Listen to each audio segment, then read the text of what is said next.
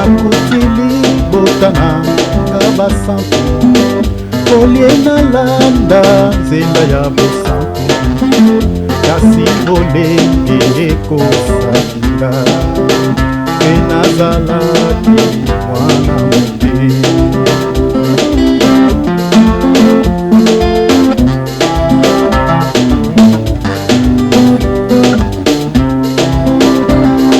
kolata basinga na kingo na maboko kino na loketo kokatakata banzoloko na nzoto kasi nazwa eloko te nanyokwama mingi mpenza pasi elekela ingai nayoyo nakoswa lobiko wapi bandako iso esina koti nanyokwama mingi mpenza pasi elekela ingai nayoyo nakoswa lobiko wapi bandako iso esina koti nakutanaki na bateyi nakutanaki na bapanzisango malamwe balobelinga dimela yeswe mwana ya nzambe nandimela ye verite mokonzi mpe mobikisi nanga nandimela ye sekele mwana ya nzambe anda bible moninga sosola bible moninga yokotanga tangaka nyonso tangaka bibilia mayele ya mokili oyo ekotikala okozwa ya nzambe na bible okozwa ya nzambe oyo kolo abungisa okozwa ya nzambe na bible okozwa ya nzambe oyo kolo abungisi nasika elukaki ngai kobikisa nzoto libotanga esambelaki na yawe atombolaki na bapanzi na liloba balobelinga ndimela yeswe epesaki ngai pasi na motema mpe nandimaki yesu ya jali nzela nabomolaki solo motema yesu akota ye solo na bika ye bato bayebaki na lolenge mosusu bakomi kokamwa yo bongo linganga we bato bayebaki na lolenge mosusu bakomi kokamwa yo bongo linganga. Haleluya.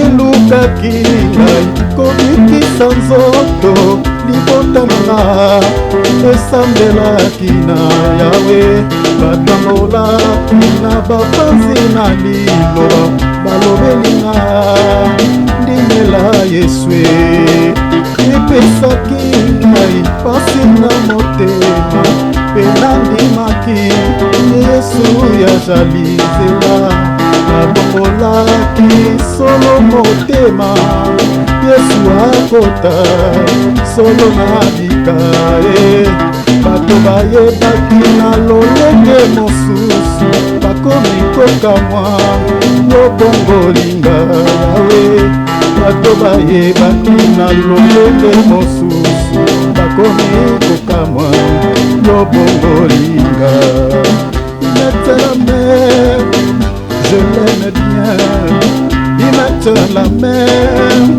je l'aime bien il mette la mer je l'aime il mette la mer je l'aimais bien, je l'aimais bien, je l'aimais bien, je l'aimais bien, je l'aimais bien, je l'aimais bien, je l'aimais bien, je l'aimais bien, je l'aimais bien, je l'aimais bien, je l'aimais trop, je l'aimais trop, il était la mer, je l'aimais bien, il était la mer, je l'aimais bien, il était la mer.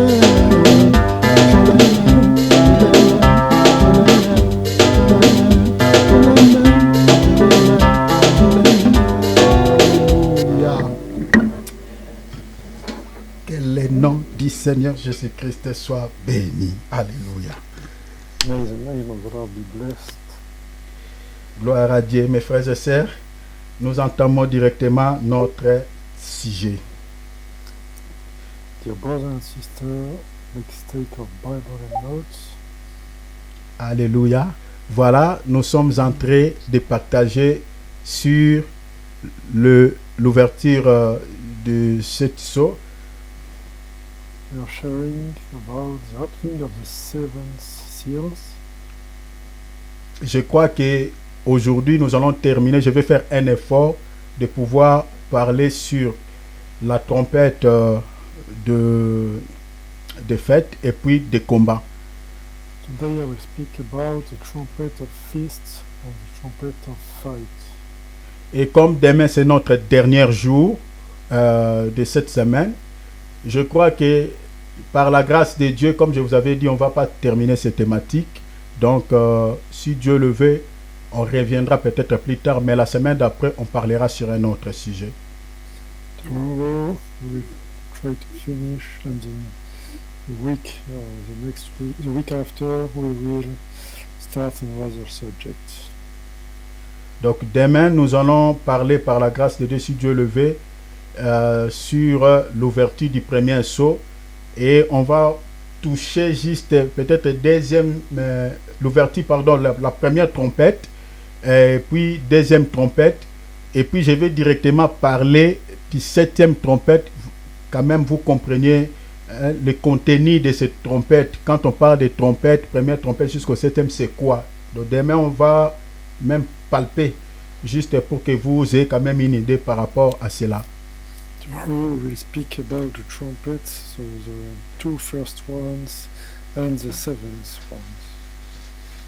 Donc voilà mes frères et sœurs, et prenons nos Bibles, nous allons lire. Nous sommes dans le livre d'Apocalypse. Let's take the Revelation book. Prenez vos calepins, mes bien-aimés, vos stylos, notez des points essentiels. Nous sommes dans l'enseignement, mes frères et sœurs. Please take notes of some key points during the teaching.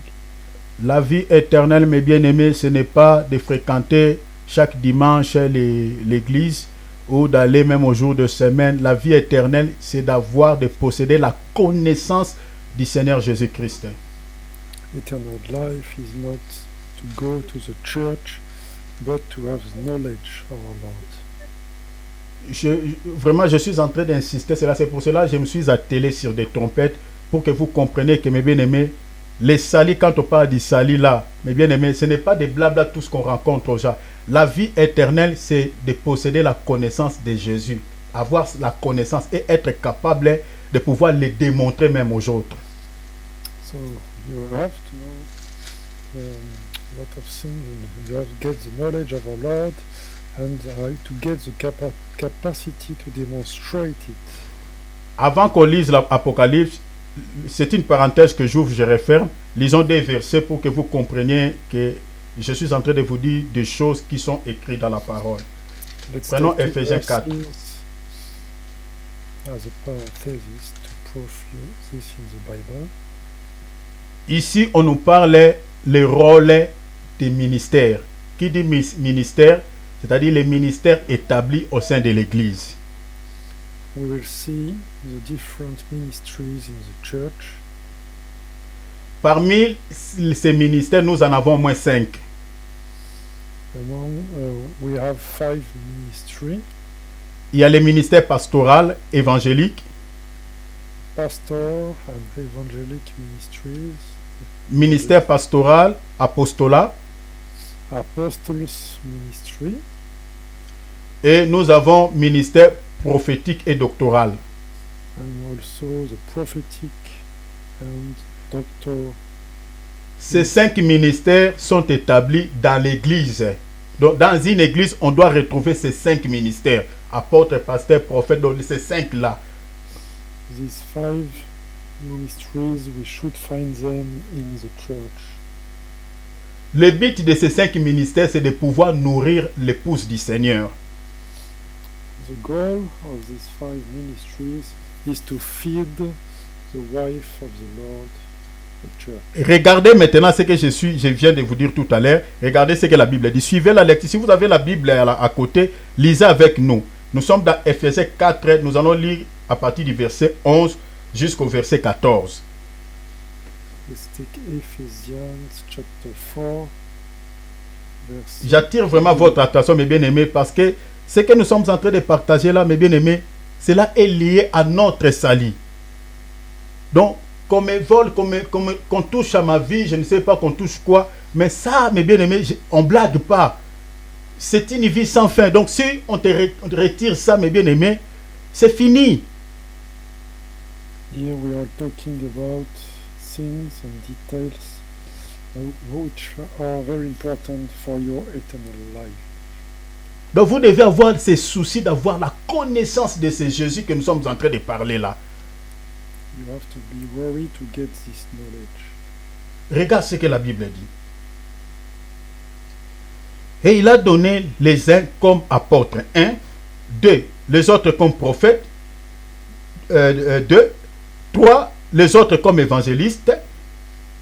4, les autres comme pasteurs. 5, les autres comme docteurs. Himself again some ministries, some as apostles, some as prophets, some as pastors, doctors. Verset 12. Le but maintenant de ces 5 ministères, c'est quoi? Regarde ce que le verset 12 dit. Pour le perfectionnement des saints, qui est saint, moi et toi, en vue de l'œuvre du ministère et de l'édification des corps de Christ. Je vais vous expliquer ici après la lecture en anglais. To equip the holies for the work of service, for building up the body of the Messiah. Quand on dit afin, donc c'est-à-dire le rôle de ces ministères, 1, pour le perfectionnement, c'est-à-dire que l'Église puisse atteindre la stature parfaite. 2, l'édification. Quand on dit l'édification, c'est-à-dire le rôle de l'Évangile, c'est de construire nos foi, c'est-à-dire bâtir notre vie chrétienne, bâtir notre foi. Et bâtir notre foi sur qui? 1, sur Jésus qui est la pierre angulaire, et 2, sur les fondements que les apôtres nous ont légués, qui n'est rien d'autre que l'enseignement. The first role is to give the perfection to the holies. The second one is to build the body of Christ, the church, and to give the strongness to their faith. Maintenant, quand nous sommes maintenant battus, notre foi est construite sur Christ, qui est la pierre angulaire. Regardons, on dit quoi? Verset 13. Jusqu'à ce que nous soyons tous parvenus, 1, à l'unité de la foi. Donc, toute unité n'est pas l'unité. Hein? L'écuménisme, vous voyez déjà ici, donc c'est déjà jeté dans les placards. Parce que l'unité dont on parle ici, l'unité de la foi. Et la Bible dit, de la connaissance, vous voyez ça? La connaissance du Fils de Dieu à l'état d'homme fait, vous voyez que nous devenons des hommes faits, à la mesure de la stature parfaite de Christ. This will continue until we all come to the unity of the faith and of the knowledge of the Son of God, to mature adulthood, to the measure of the stature of Christ's fullness. Donc vous voyez, on parle de l'unité de la foi. As you can see, we are speaking about the unity of the faith. Donc quand l'église apostate, que j'explique catholique, réunissent les gens, il dit Bouddha, toi viens, vous là-bas, musulmans, venez, nous allons s'unir, voilà, régler quelques problèmes doctrinaux afin que nous puissions se mettre ensemble pour éviter quelques troubles, quelques voilà, divergences qui se trouvent au milieu de nous. Mais bien aimés, nous ne pouvons pas s'unir avec des gens que nous ne partageons pas la même foi. Okay. On the contrary, as different related to the Catholic Church, who is working with ecumenism, we cannot be gathered with other confession of faith. Un chrétien ne peut pas se mettre ensemble avec quelqu'un qui ne partage pas la même foi. Christians cannot be put together in somebody from another religion. Et la foi dont il est question ici, c'est la foi en Jésus-Christ, point barre. C'est fini. We can see that the only faith is the faith in Jesus Christ. That's Et deuxième des choses, que nous ayons tous quoi? La connaissance de Christ. we all together need the knowledge of Christ. Afin que nous puissions atteindre quoi? La statue parfaite de Dieu, de Christ. In order to reach the measure of the stature of Christ's fullness. Maintenant, lorsque nous avons reçu la foi, regardez le verset 14.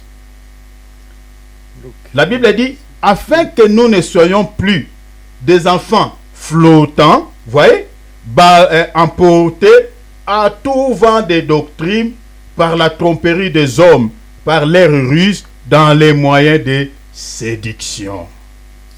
as a result, we are no longer to be like children tossed around by the waves and blown all over by every wind of teaching, by the trickery of men, with cunning in deceitful scheming. Donc vous voyez que le but de l'enseignement, le but de la connaissance de Jésus-Christ, afin que mes bien-aimés, nous soyons bâtis sur la pierre angulaire, c'est-à-dire, parce que dans ce monde auquel nous vivons, il y a beaucoup de vents, il y a tellement de doctrines.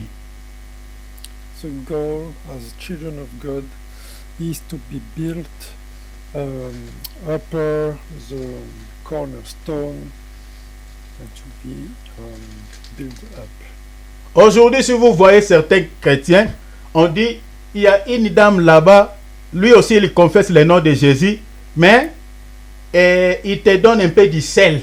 Tu vas mélanger un peu avec de l'eau et voilà, tu vas appliquer sur ton corps. Tu verras que toutes tes chances vont revenir. Mais bien aimé, si vous n'avez pas la connaissance parfaite de Jésus, vous allez croire que parce qu'il confesse le nom de Jésus, voilà, ce qu'il vous montre là, ce n'est pas de la magie. Ah, c'est bon, on peut aussi le faire. You have to take care because some people are using the name of Jesus but mixing it with other doctrinal things, and this is a lie from the enemy. Selon 2 Timothée chapitre 4 verset 1, on nous parle des doctrines des démons. Les doctrines des démons existent, mes frères et sœurs. Those things are the doctrines from demons mentioned in the book of 2 Timothy chapter 4 verse 1. Donc quand la Bible dit, le but de la connaissance de l'enseignement, c'est de ne pas pouvoir être ballotté, emporté à tout vent des doctrines. Parce qu'il y a aussi des doctrines des démons, mais on colle l'étiquette Jésus. Mais derrière cette doctrine, ce sont les démons qui l'accompagnent. The goal of this teaching is not to be tossed around by the wave and blown, but to stay in the good doctrine, because other doctrines are operated by demons. Faisons attention, mes bien-aimés. Le but de cet enseignement, c'est que vous ayez la connaissance exacte, parfaite de Jésus, afin que, mes bien-aimés, vous ne croyez pas à tout vent des doctrines, que vous ne soyez pas emportés. The goal of this teaching is to stay in the good doctrine and to stay. Alors, c'était juste une parenthèse que je réfère. Donc, nous sommes dans Apocalypse chapitre 8, nous allons lire seulement versets 1 et 2. So this is the end of the parenthesis. Let's take Revelation 8, verse 1 and 2. La Bible dit, quand il ouvrit le septième sceau, il y eut dans le ciel un silence d'environ une demi-heure. Now when the Lamb opened the seventh seal, there was silence in heaven for about half an hour. Et j'ai vu les sept anges qui se tiennent devant Dieu, et sept trompettes leur firent donner. Then I saw the seven angels who stand before God, and seven trumpets were given to them. Alors, sans plus tarder, mes bien-aimés, je n'aurai pas le temps vraiment de pouvoir retourner encore en arrière par rapport à ce qu'on avait vu le temps. Donc, je vais faire un effort de pouvoir terminer aujourd'hui sur les trompettes de fête et les trompettes de combat. Please watch the previous videos to get the detail of what we said previously. Now we'll speak about the feast trumpet and the fight trumpet. Hier, on avait parlé sur la trompette de départ. Yesterday we speak about the trumpet of departure. Ce que vous devez retenir sur la trompette de départ est que cette trompette, comme je vous avais dit que la trompette d'abord, c'est une voix ou c'est l'image de la parole de Dieu. This trumpet is the voice and is also the word of God. Alors, la trompette de départ, j'avais dit tantôt que n'est rien d'autre que le Saint-Esprit, c'est-à-dire l'enseignement qui nous donne le Saint-Esprit comme un sceau pour le jour de la rédemption. The trumpet of departure is the seal given by the Holy Spirit to give the salvation. Et quand on dit que c'est l'enseignement qui nous donne le Saint-Esprit comme sceau pour le jour de la rédemption, en d'autres termes, veut dire aussi pour le jour de départ, parce que la rédemption dont on parle là-bas, c'est lié au salut ou par rapport à l'enlèvement. The departure is related to the salvation, which is related to the rapture of the church. Donc, le but majeur du Saint-Esprit dans la vie d'un enfant de Dieu, c'est d'abord de pouvoir enseigner cet enfant de Dieu-là. The main goal of the Holy Spirit is to teach the children of God. Le Saint-Esprit peut te donner les dons spirituels, mais les dons spirituels ne te sauvera pas. The Holy Spirit can give you some spiritual gifts, but those spiritual gifts will not give you the salvation. Mais quand tu reçois le Saint-Esprit comme sceau, c'est-à-dire comme enseignant, là, tu ne perdras jamais le salut parce que le salut est lié à la connaissance de Jésus-Christ. When you receive the seal from the Holy Spirit, which is the teaching, you will never lose the salvation. Jean chapitre 17 verset 3, la Bible dit, la vie éternelle, c'est ceux qui te connaissent, toi le seul vrai Dieu. So in John chapter 17 verse 3, we can read that eternal life is for the ones who knows you are Lord. Donc, la vie éternelle passe par la connaissance de Jésus-Christ. Eternal life is linked to the knowledge of Christ. Alors, aujourd'hui, nous parlons sur la trompette des fêtes. Today we'll speak about the trumpet of feast. Cette trompette consiste à réunir le peuple de Dieu autour de la célébration des fêtes à l'honneur de l'Éternel. This trumpet's role is to gather the people for the feast of the eternal. Lisez Nombre chapitre 10, versets 9 à 10. C'est là où il est écrit. You can read it in Numbers 10, verse 10. Donc j'ai dit que la trompette au jour des fêtes, c'est une trompette qui réunit le peuple autour de la célébration des fêtes à l'honneur de Yahweh.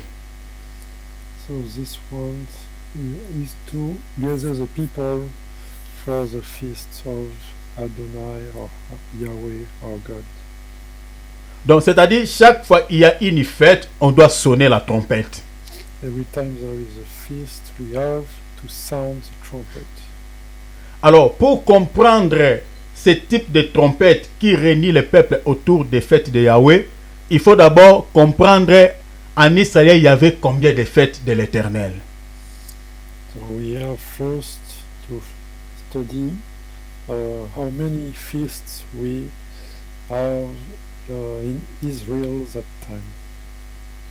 Alors, en Israël, ce que vous devez retenir, je crois que je l'ai déjà dit, mais aujourd'hui, je reviens encore là-dessus pour vous éclairer. Mais bien aimé, il y a une confusion par rapport aux fêtes de l'Éternel. Il y a beaucoup qui disent qu'il y a fête, dans la Bible, il y a au moins 7 fêtes de l'Éternel que l'Israël célébrait.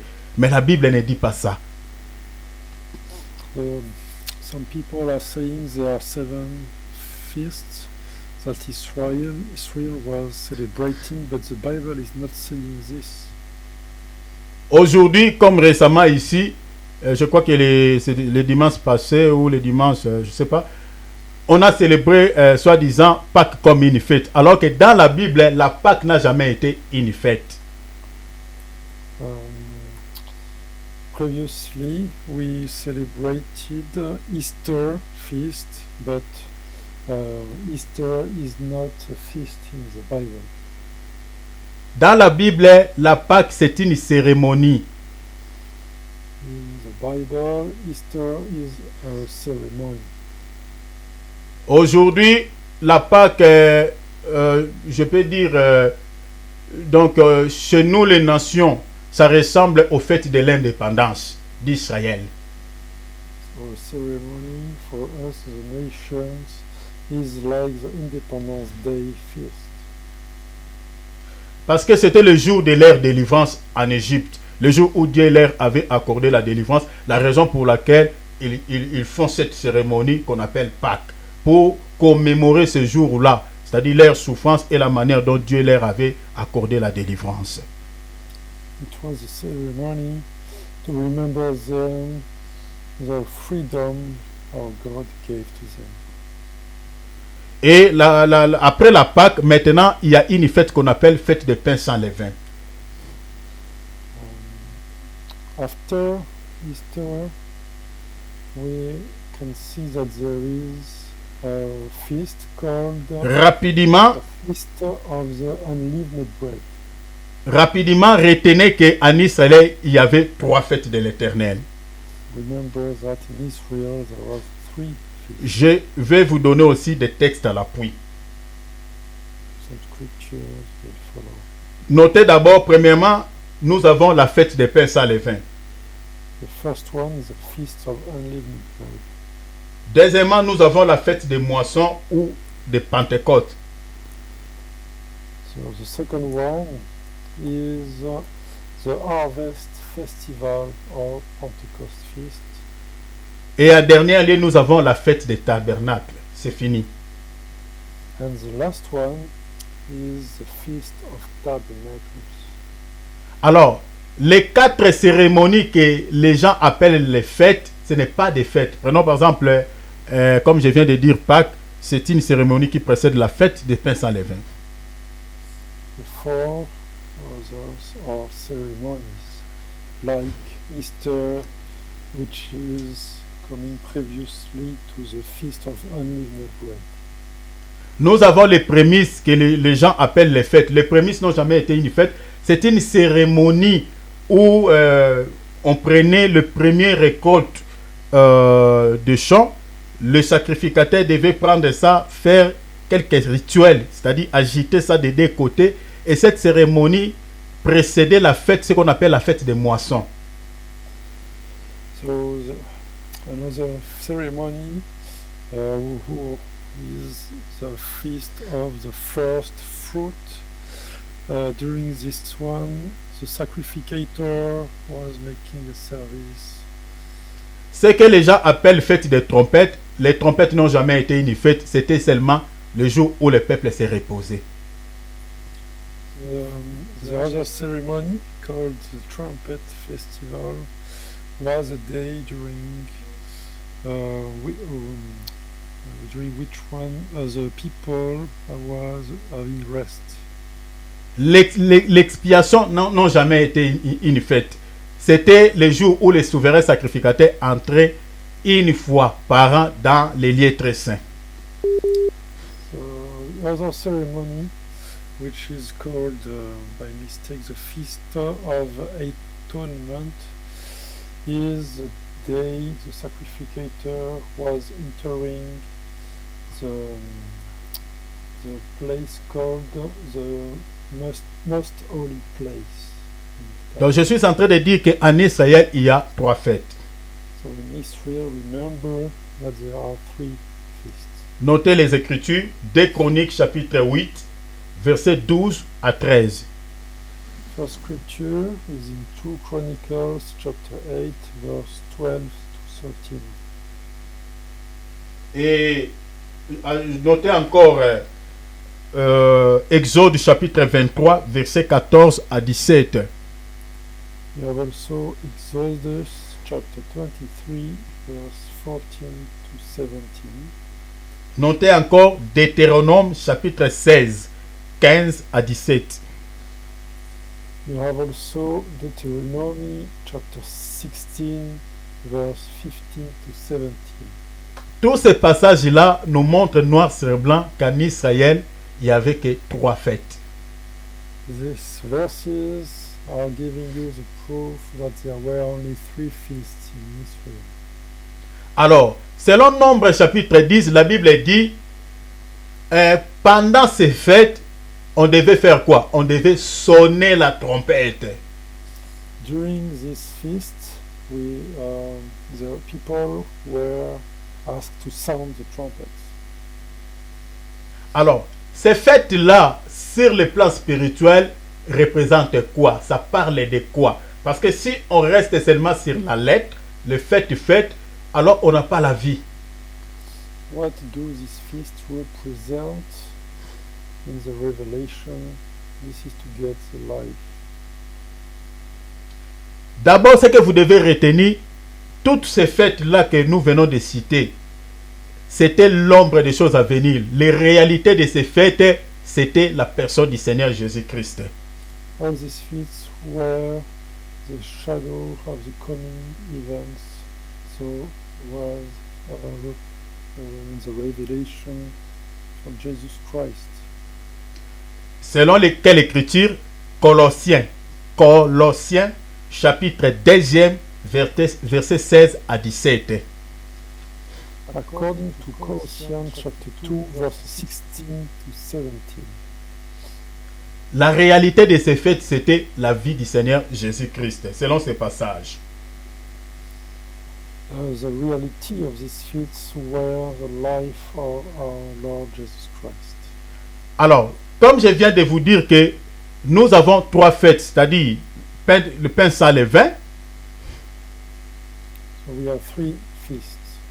The feast of unleavened bread, La fête des moissons, harvest festival, et puis la fête des tabernacles. and the feast of tabernacles. Alors, qu'est-ce que la fête des pains sans levain aujourd'hui?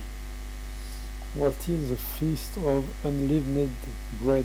Notez mes frères et sœurs, cette fête, sur le plan spirituel, nous avons 2 dimensions. Aujourd'hui dans l'église. This feast is on 2 levels nowadays. Sur le plan spirituel, nous célébrons cette fête de manière spirituelle. The first one is on the spiritual level. Parce que le jour de cette fête, l'Israël mangeait le pain sans levain, sans le levain. Israel was eating the unleavened bread. Cela veut dire quoi sur le plan spirituel? What does it mean on the spiritual level? Selon Jean 6, le pain c'est Jésus. According to John chapter 6, Vous pouvez lire les versets 50, 51 jusqu'au même au 59. according to the verse 50 and 51, Jesus is the bread, Parce que c'est Jésus qui est le pain. because Jesus is. So Alors quand on dit le pain sans les levains, cela veut dire quoi? what does unleavened bread mean? Les levains, selon la Bible, représentent les péchés. So the leaven represents sin. Selon quelle écriture? 1 Corinthiens 5, 7 à 8. According to 1 Corinthians chapter 5 verse 7 and 8. Les levains représentent les péchés. The leaven represents sin. Alors Jésus comme le pain, cela veut dire tout simplement Christ était sans péché. So the bread without leaven means that Jesus was without any sin. Ajoutons encore une écriture, 2 Corinthiens 5, 21. You can also read 2 Corinthians chapter 5 verse 21. La Bible dit, lui qui n'a point connu les péchés. Vous voyez? Bible is saying he who knew no sin. Donc Christ n'a jamais connu les péchés. Il était sans péché. So Christ never knew sin. Alors, selon 1 Corinthiens 5, 7 à 8, la Bible dit, célébrons donc la fête avec les pains sans les levains. According to 1 Corinthians chapter 5 verse 7 and 8, we have to celebrate the bread without leaven. Donc quand la Bible dit, célébrons la fête avec pain sans les levains, cela veut dire quoi? Les pains comme Jésus, aujourd'hui, ces pains-là, c'est ça ce que nous sommes en train de manger. Maintenant, comme nous sommes en train de parler là. Nous sommes à la table, nous sommes en train de célébrer cette fête. This feast is what we are doing at the moment. We are sharing this bread without leaven. Parce que le pain que nous mangeons aujourd'hui sur le plan spirituel, c'est la parole. Because the bread we are eating on the spiritual level is the word of God. Jean chapitre 1er verset 14, la Bible dit la parole faite chair. It's written in John chapter 1 verse 14. Jesus was the word who became flesh. Donc à chaque fois quand nous sommes en train de prêcher, quand nous sommes au culte, mes bien-aimés, en train de louer Dieu, d'adorer Dieu, en train d'écouter la parole, nous sommes en train de célébrer la fête des pains sans levain. When we are in the cult and praising the Lord, we are accomplishing this feast. Ça c'est selon 1 Corinthiens chapitre 5 verset 7 à 8. C'est la dimension spirituelle. This is the spiritual level mentioned in 1 Corinthians chapter 5 verse 7 and 8. Notez encore, mais maintenant dans la dimension doctrinale, nous célébrons cette fête de manière physique. In the doctrinal dimension, we are celebrating this feast physically. C'est-à-dire, nous mangeons les pains physiques sans les levains. We eat the physical bread without leaven. Selon quelle écriture? According to which scripture? Matthieu 26, 26. It's in Matthew chapter 26 verse 26. 1 Corinthiens 11, 23 à 26. It's also written in 1 Corinthians chapter 11 verse 23 and 26. Selon ces deux passages, vous allez voir que le Seigneur nous a ordonné de pouvoir célébrer cette fête de manière charnelle. According to these two scriptures, the Lord asked us to celebrate these two feasts. Pourquoi nous a-t-il ordonné de pouvoir la célébrer de manière physique? On the physical level. Why? En mémoire, c'est-à-dire pour commémorer sa mort, sa résurrection et son retour. It's in memory of his death and resurrections and return. Cette fête, dans un autre langage, ça s'appelle Sainte Seine. This feast is called in another language the Holy Last Supper. C'est ça, au fait, la fête des pains sans levain. La raison pour laquelle, vous voyez, pendant la Sainte Seine, on mange le pain sans levain. Si vous voyez dans une église, on célèbre cette fête où on mange la Sainte Seine avec le pain qu'on a acheté à Lidl, qu'on a acheté, je ne sais pas, à la COP. En tout cas, ça, on est en train de célébrer autre chose que la Sainte Seine. If you in the church you see people celebrating this feast with bread bought in a supermarket or with living, this is not. Alors, je passe rapidement. Nous avons encore la fête des moissons. There is also the feast of harvest. Alors, la fête des moissons veut dire quoi? What does it mean? D'abord, pour comprendre bien cette fête, parce qu'on ne peut pas parler de la moisson sans parler de la semaille. We cannot speak about the harvest without speaking about the sowing. Donc, pour parler de la moisson, il faut d'abord comprendre qu'est-ce qu'on a sémé ou qui avait sémé pour qu'on moissonne et qui sont-ils les moissonneurs. We first need to understand who are the sowers and what are they seeding. Mais retenez ceci, mes frères et sœurs. Please remember this. La semaille dans la Bible, c'est toute une dispensation. La moisson aussi, c'est toute une dispensation. Sowing and harvest are two dispensations.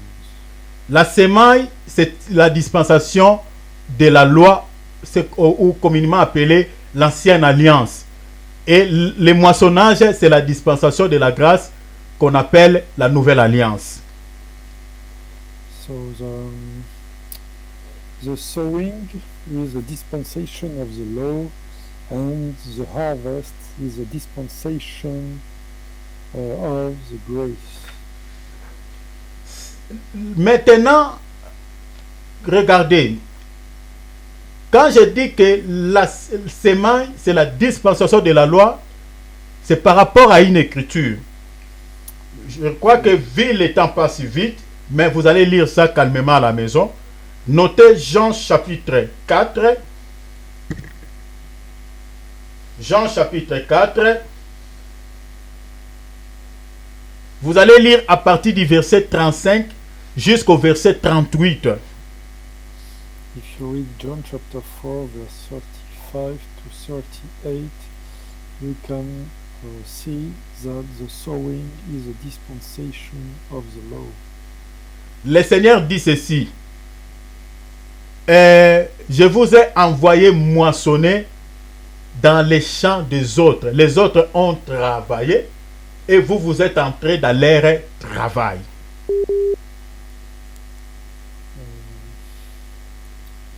Here is the scripture.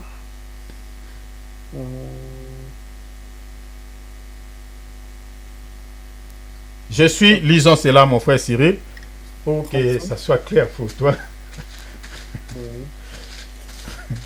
Voilà, nous sommes dans Jean, chapitre 4, pour que ça soit clair.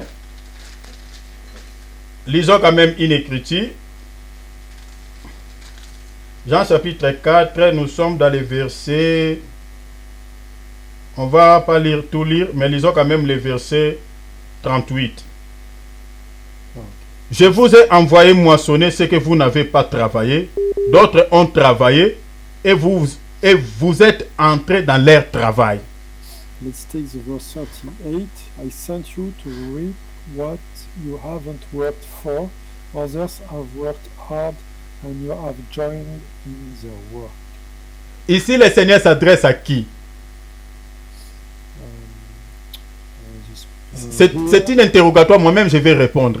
Is a question to who is the Lord? Ici, le Seigneur s'adresse aux disciples. Here, the Lord is speaking to the disciples. Maintenant, il leur dit que je vous ai envoyé moissonner dans les champs. Il dit, je vous ai envoyé moissonner ce que vous n'avez pas travaillé. I sent you to reap what you haven't worked for.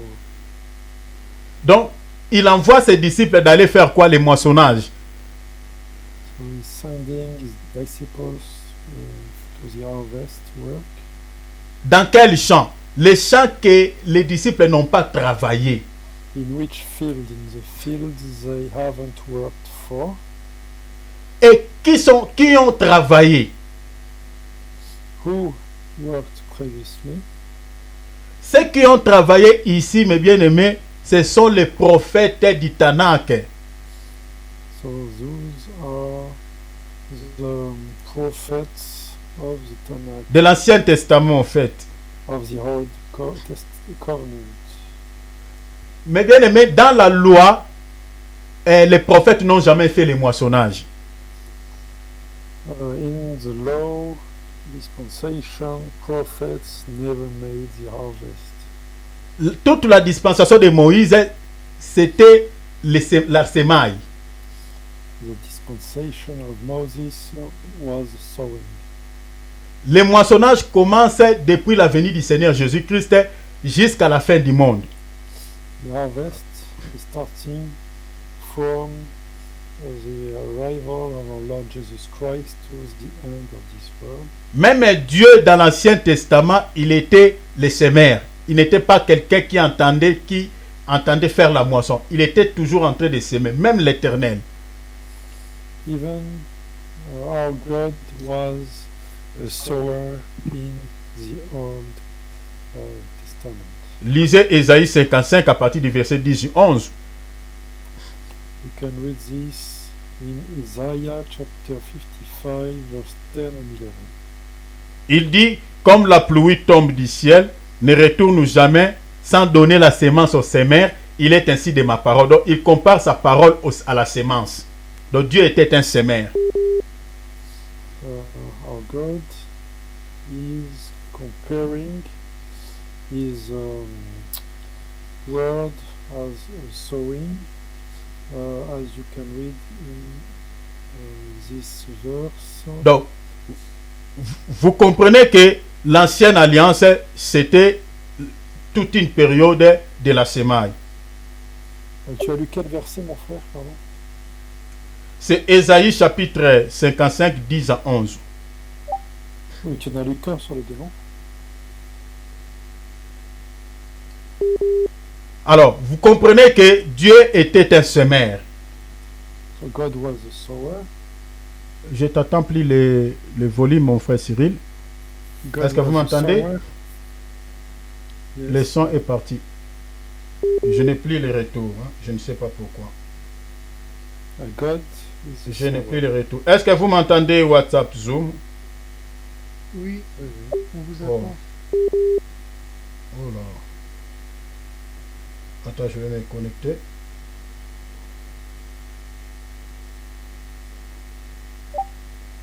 Ok. C'est bon, je pense que c'est revenu.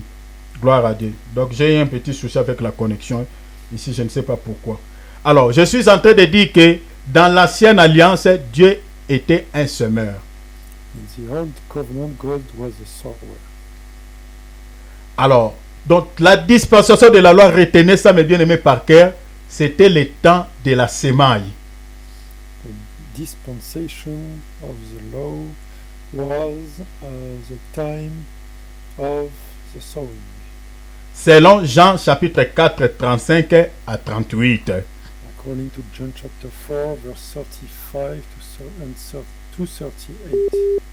Alors, le moissonnage commence depuis la venue du Seigneur Jésus-Christ, comme je l'ai dit, jusqu'à la fin du monde. So the harvest is starting since the venue of our Lord Jesus Christ until the end of the world. Alors, vu que le temps passe vite, je vous épargne des détails, mais retenez que dans la Bible, nous avons plusieurs semeurs et plusieurs moissonneurs. So remember that in the Bible we have many sowers and many reapers. On reviendra peut-être un autre jour pour vous donner tous les détails. Je vous épargne, le temps passe vite.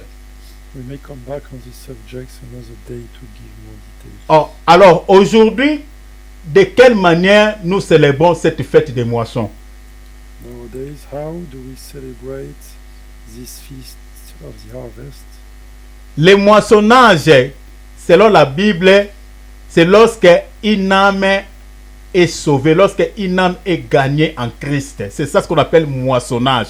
Parce que la moisson, écoutez d'abord, je vais vous expliquer quelque chose pour que vous compreniez ce que je suis en train de dire. Si tu peux expliquer, mes bien-aimés Cyril. Yes. The harvest is when a soul is won in Jesus Christ, when a soul is saved. La sémence dans la Bible explique au moins deux choses. Sowing in the Bible explains two different things. Selon Luc chapitre 8 verset 11, la sémence parlait de la parole. So according to Luke chapter 8 verse 11, the sowing is speaking about the word. Et selon Matthieu chapitre 13, à partir du verset, vous pouvez lire le verset 39, vous allez voir que la sémence parle aussi des enfants de Dieu. According to Matthew chapter 13 verse Chapitre 13 verset 37.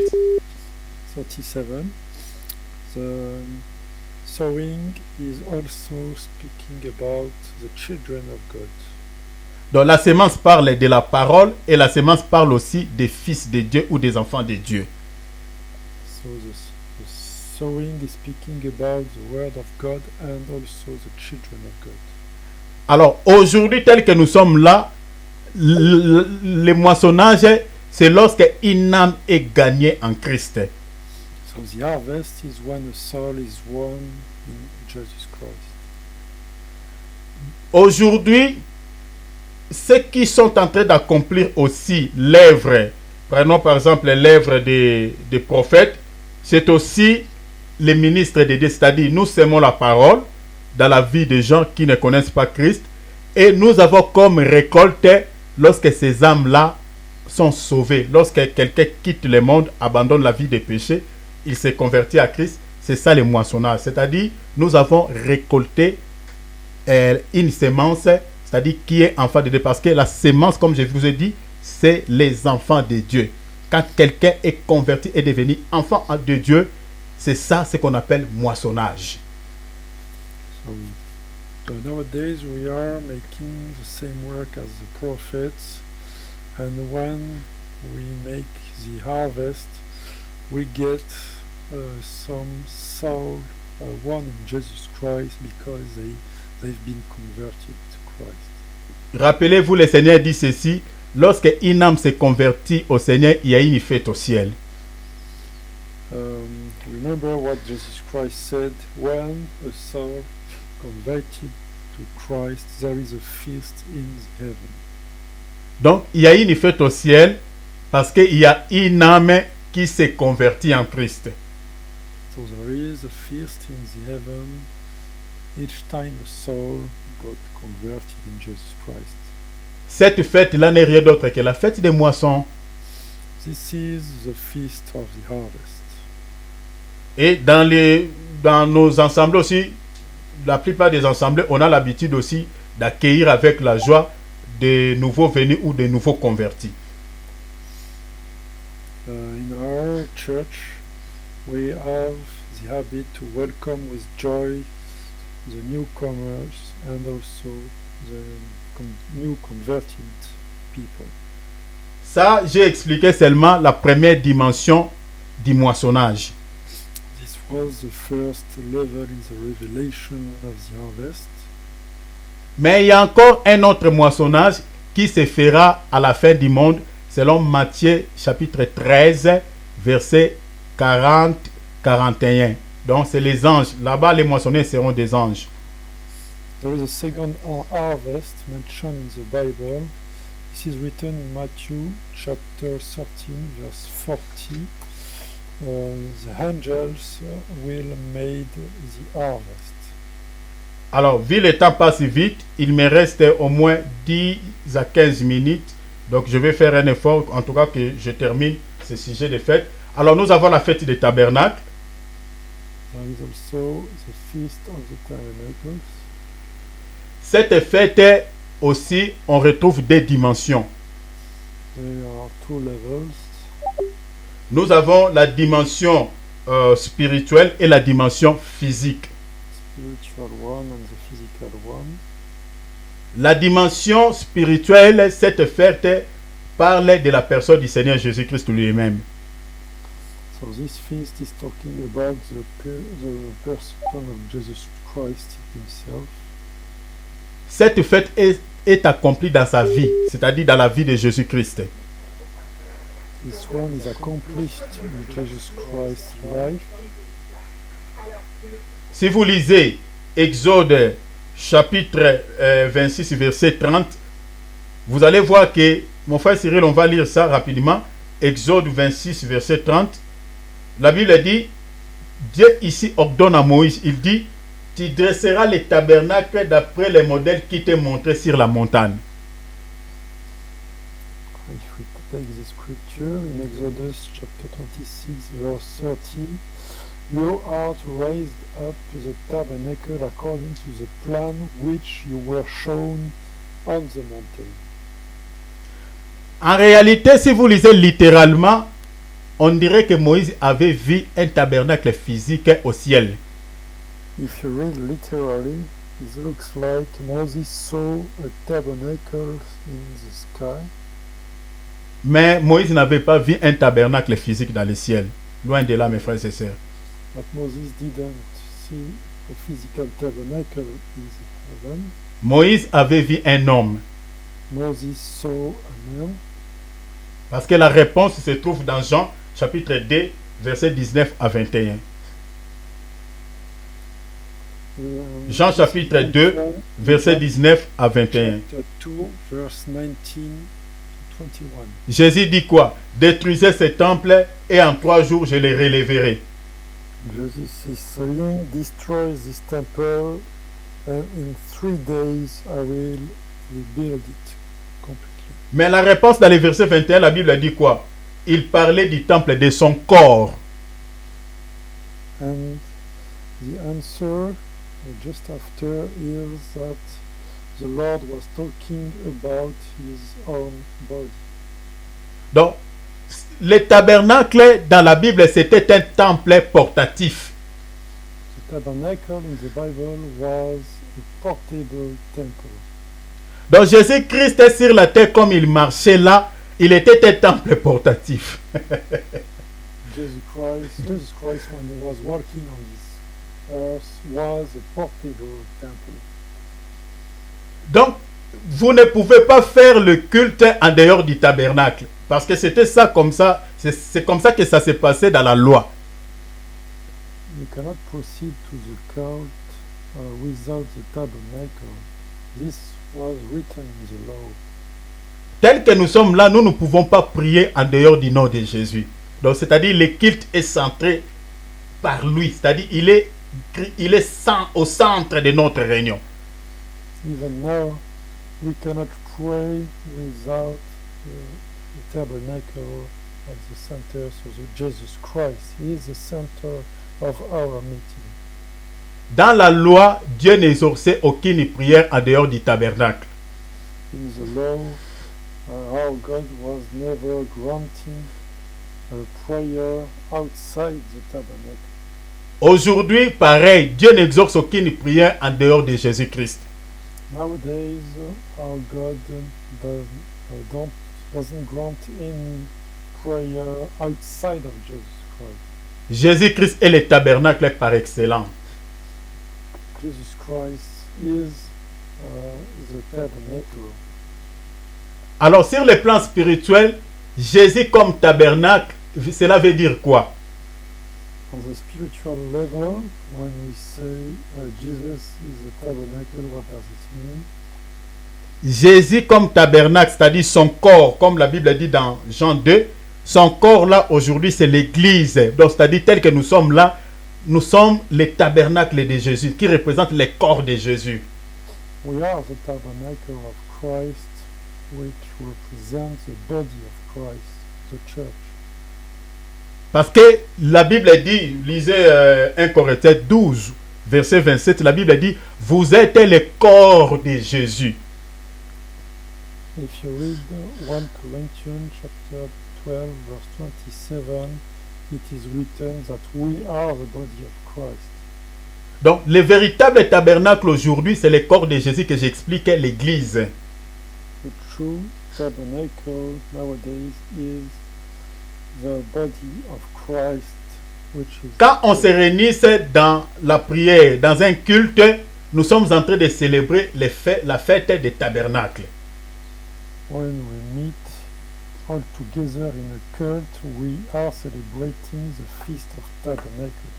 Mais retenez encore, mes frères et sœurs, que sur le plan spirituel, après l'enlèvement de l'église, nous allons encore célébrer cette fête au ciel. On the spiritual level, we will also celebrate this feast in the heaven. Parce que, selon la Bible, les tabernacles représentent aussi le ciel. Because according to the Bible, the tabernacle also represents the heaven. Rapidement, notez l'écriture, Hébreux chapitre 9, versets 11 à 12. It is mentioned in Hebrew chapter 9, verse 11 and 12, Virgule 24. and also 24. C'est-à-dire, quand vous lisez jusqu'au verset 12, vous sautez, lisez directement 24. You can take directly from the verse 12 and directly the verse 24. Les tabernacles représentent aussi le ciel. Tabernacle represents also the heaven. C'est au ciel que nous allons encore célébrer la fête des tabernacles, mes frères et sœurs. So in the heaven we will celebrate the Feast of Tabernacles. Notez encore une autre écriture, Apocalypse 21, verset 22. There is also another scripture which is Revelation book chapter 21 verse 22. Notez aussi Apocalypse 19, verset 7. Also you have Revelation chapter 19 verse 7. Alors, je termine sur la trompette des combats. La trompette des combats, je vous donne seulement des lignes et puis nous allons clôturer. Et demain, peut-être, je vais commencer par là pour que nous puissions terminer ces thématiques parce que je vois déjà mon temps est fini. Alors, notez la trompette des combats. Let's talk about the trumpet of fight. Ici, nous avons au moins 3 types de combats par rapport à cette trompette. Three types of fighting. Notez 1, nous avons le combat de la foi. We have the fight of faith. Ce combat de la foi est lié au salut. The fight of faith is a link to salvation. Notez l'écriture 1 Timothée chapitre 6 verset 12. It's written in 1 Timothy chapter 6 verse 12. Jude chapitre 1er, il n'y a qu'un chapitre. Jude chapitre verset 3, c'est-à-dire chapitre 1 verset 3. It's also in Jude chapter 1 verse 3. Romains 10, 17. In Romans chapter 10 verse 17. Donc ça c'est pour le combat de la foi. This is for the fight of faith, C'est lié au salut. linked to the salvation. Et nous avons le combat spirituel. Ça c'est deuxième ligne. The spiritual fight. Ce combat spirituel est lié par rapport à la prière. Which is linked to the prayer. Notez l'écriture, Romains 15, 20, jusqu'au verset 33. It is mentioned in Romans chapter 15 verse 20 to 33. Romains 15, non, Romains plutôt 15, 30 à 33, s'il vous plaît. Sorry, it was Romans chapter 15 from verse 30 to 33. Colossiens chapitre 2, verset 1er. Colossians chapter 2 verse 1. Colossiens chapitre 4, verset 12. It's also in Colossians chapter 4 verse 12. Donc ça c'est pour les combats spirituels, c'est-à-dire c'est par rapport à la prière. This one is related to the prayer. Nous avons encore troisième ligne, les jugements. There is also the judgment. Donc les jugements aussi c'est un combat que Dieu va livrer contre l'Antichrist. The judgment is a fight how God will fight against the Antichrist. Notez Apocalypse 8, 1, 2. It's mentioned in Revelation chapter 8 verse 1 and 2. Apocalypse 17, 14. It's also in Revelation chapter 17 verse 14. Apocalypse 19, 19 à 20. And in Revelation 19 verse 19 and 20. Ceux qui écrivent, notez les règles du combat. The rules of the fight. 2 Timothée chapitre 2, verset 5. It's written in 2 Timothy chapter 2 verse 5.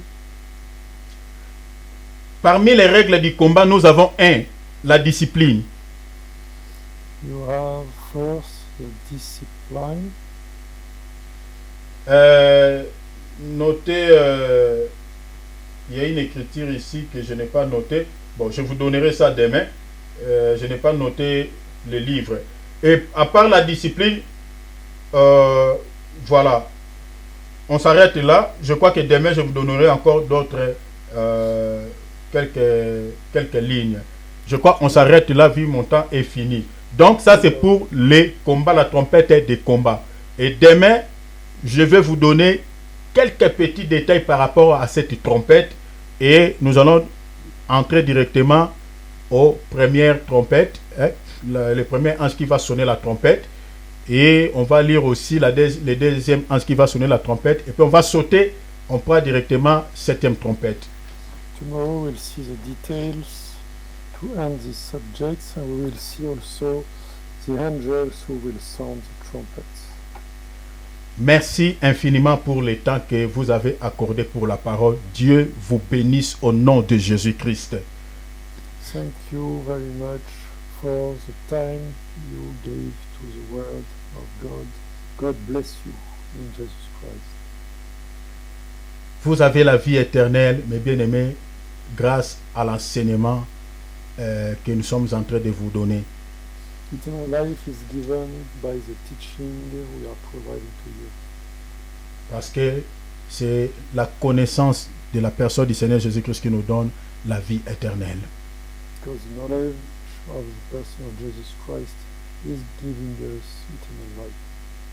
Que le Seigneur vous accorde tout ce dont vous en avez besoin au nom de Jésus-Christ. May the Lord grant you anything you need in the name of Jesus Christ. Qu'il se souvienne de vos vies et de vos familles au nom de Jésus. May the Lord remember you and your lives in the name of Jesus. Soyez richement bénis au nom du Seigneur Jésus-Christ. Be blessed in the Lord of Jesus Christ. Acclamons la parole. Let's applaud for the word. Gloire à Dieu. L'homme de Dieu Alex, vous avez la parole.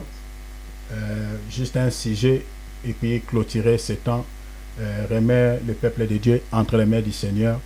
Remet cette nuit aussi. Et puis notre